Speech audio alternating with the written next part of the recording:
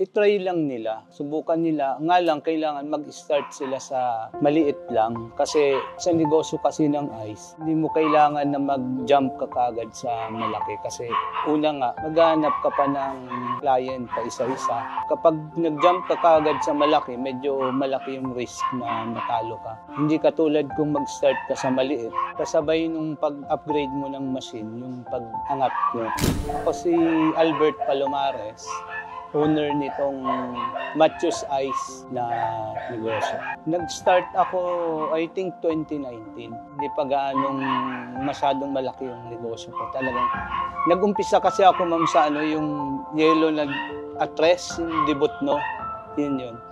Bago ako nag-decide na mag-ice tube. Kumbaga yung distress, meron lang kaming 3 freezer that time. Then yung kita niya, maliit lang talaga.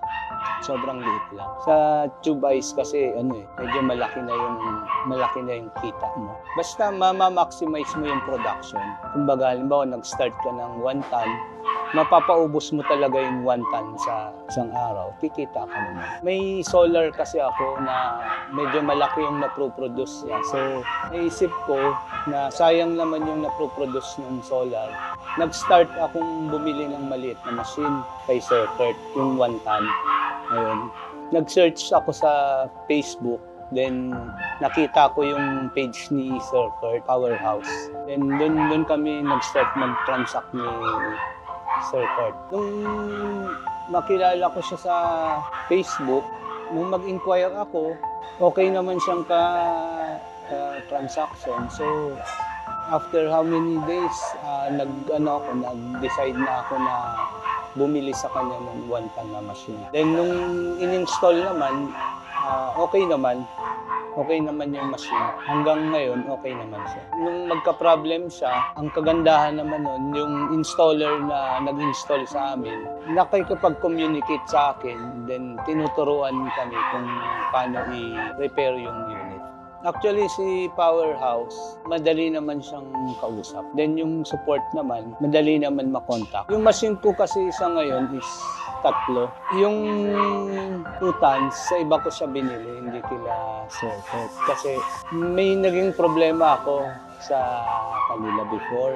Nagkaroon nga kami ng mabang conversation kasi nung unang kumuha ako ng 1 ton kay Sir Kurt, may usapin kami regarding dati sa refund. Kagandahan naman nun, nakipag-communicate naman sa akin si Sir Kurt. Tapos, after nun, doon na ako nakapag-decide na sa kanya na ako bumili ng 5 tons na machine. Yung yung production, medyo kinukulang talaga siya.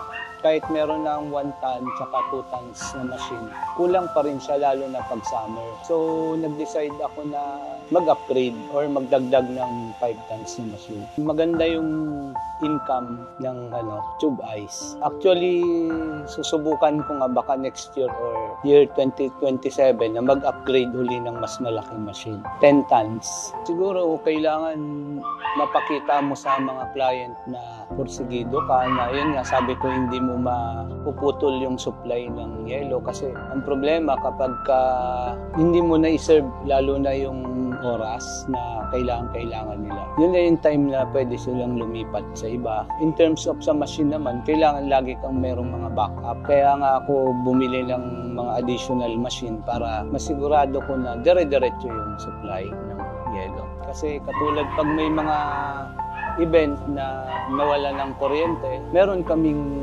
naka-backup na malaking generator para dire-diretso yung production. Then yung mga holidays, pinipilit ko na ma-serve pa rin sa kanila yung mga ice kahit na holiday para lang tuloy-tuloy yung supply. Kailangan talaga ng mga industry ng mga lalo na sa pagkain tulad ng Jollibee, kailangan nila ng supply ng yelo. Tsaka yung mga milk tea, yung nanay ko, yung misis ko. Then yung mga staff namin sa internet, minsan pag kailangan ko ng manpower, nahihiram ko sila para sa mga delivery. Tsatsagaan mo lang talaga, hihintayin mo na pipiliin ka din naman nila sa huli kapag yung mga client is parang nagsawa na sila dun sa dati nilang supplier, ito try ka nila. So pag trinay ka nila, kailangan mapakita mo sila kanila na mas okay ka na supplier kaysa dun sa dati.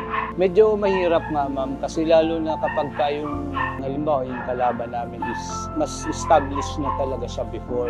So mahirap maghanap ng mga client.